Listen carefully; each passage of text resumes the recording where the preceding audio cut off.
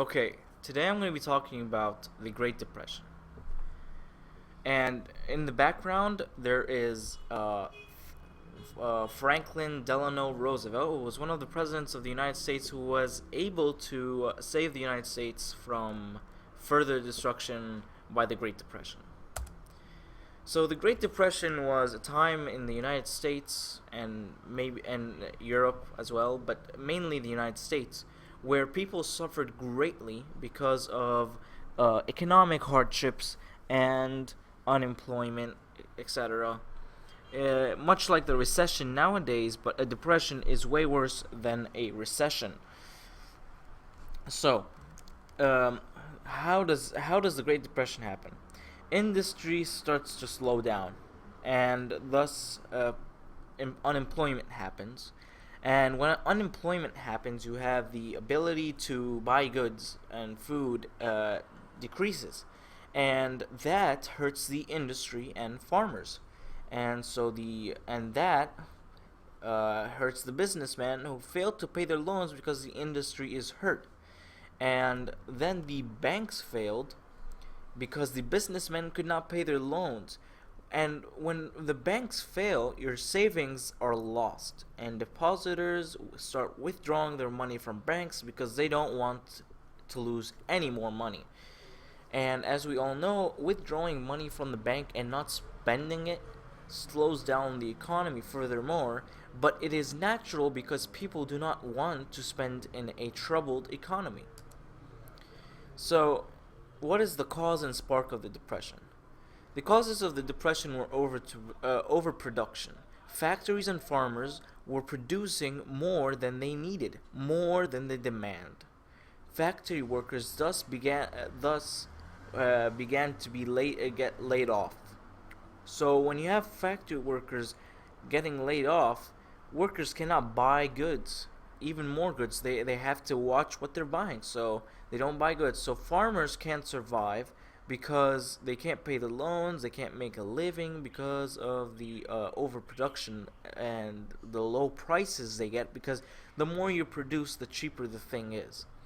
And thus, from this supply and demand, the prices go down. And bank failures. The second reason behind the causes of the Great Depression is bank failures.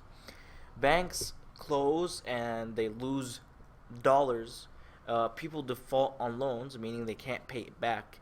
And when banks can't cover their deposits because it was lent out to bad creditors. And what does that mean? So let's say I want to buy a house. I go to the bank and I tell them, could I borrow $5,000 for my house? They say, you know what? I'm gonna check your okay, and but you have to pay them back on after 2 years, and there's interest, right? And we agree. The bank then goes to the federal bank and tells them, you know what? I want to borrow $5,000, and I will pay them back to you in interest. And the federal bank is like, all right. So the federal bank lends money to the bank, and the bank lends money to you, and you go buy the house. Now let's say you can't pay the money back because you lost your money because you got laid off. And after 2 years, you can't pay the bank back. So the bank can't pay the federal bank back, and all of that is because the banks lent me money, and I was a bad creditor. They did not check my background to see where do I work, could I get laid off, etc. So 5,000 banks closed between 1929 and 1932 because the federal bank, imagine this on a large scale, the federal bank was depending on the money, it was depending on the bank to pay back its money, but it didn't, so now the government cannot function and starts laying off people so it could save money. And banks do the same. Banks close because they cannot pay their loans, and the federal bank takes hold of the other banks who could not pay for their loans. So people lose entire life savings because you put your money in this bank and this bank just went bust. So the 1920s problem. Factories making too much farms, making too much of one item. Farms growing too much. So you have factory fire. The factories start firing workers because they don't need them. Farm prices fall and therefore farms can make money. Farmers and factory workers can't pay back their loans to banks, so they default, and banks default. And banks close because they have no money. So loans have not been paid back. Can't give people their savings, and banks have no dollars. People lost savings and jobs. No one to help. It's a lose-lose situation. So, what is the number of banks in thousands? We start in 1926. You have about 31,000 banks, and you reach 1929, about 26 banks, 26,000 banks going down. You see this bad slow crash here. You have about 14,000 banks. So you went from 26,000,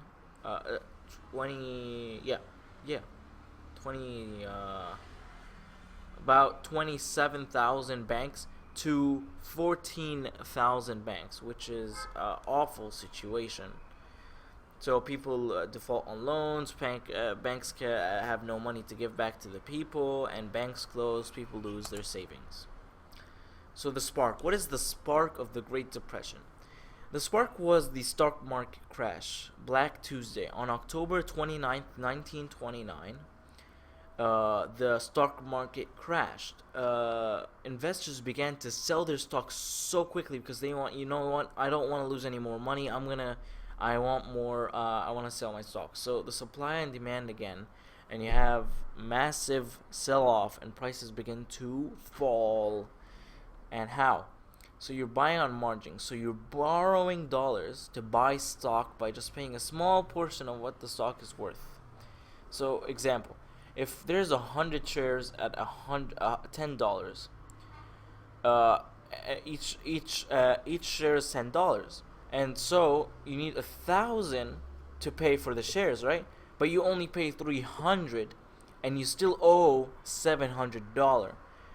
Problem: when the stock market crashes and you lose your money, you can't pay back the stockbroker the $700. Thus, the stockbroker can't pay the bank back the bank which he loaned money from. And you can't pay the stockbroker.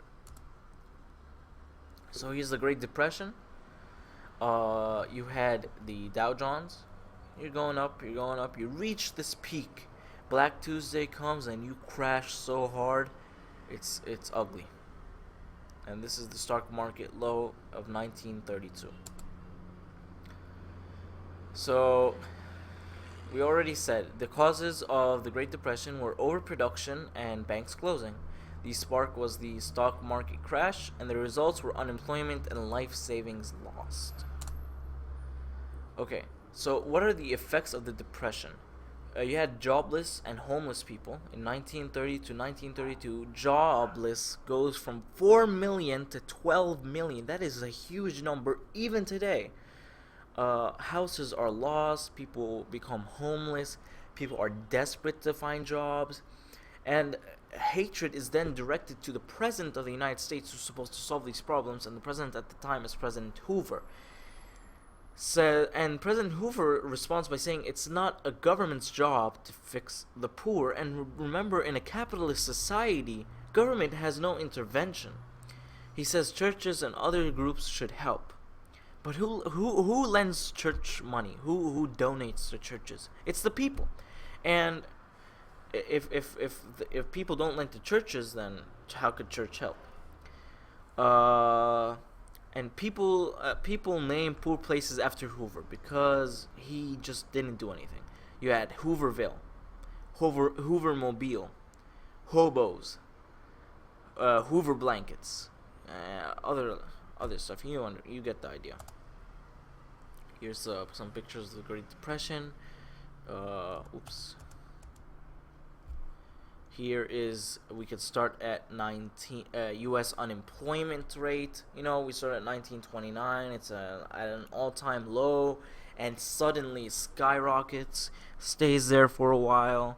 You know, in 1937 they have hope maybe we're going down, people, but then 1938 comes, and oh my God, it truly goes back in 1942, and we can understand why it's called the Great Depression, because it truly was great and lengthy. So, what are the effects of the Great Depression? You had bonus army, World War veterans who were promised a money bonus in 1945. Veterans want it now in 1932. Veterans go to Washington and camp out. Hoover sends an army. Eisenhower and MacArthur used tear gas, machine guns, and burned the camp down. That's how serious it was. Escaping the Great Depression. So people wanted to, we're feeling sad. So radio comes, and it introduces comedy, soap operas. Then you have movies. You have Shirley Temple, child actors. You have Snow White, the first full-length animation. You have Wizard of Oz.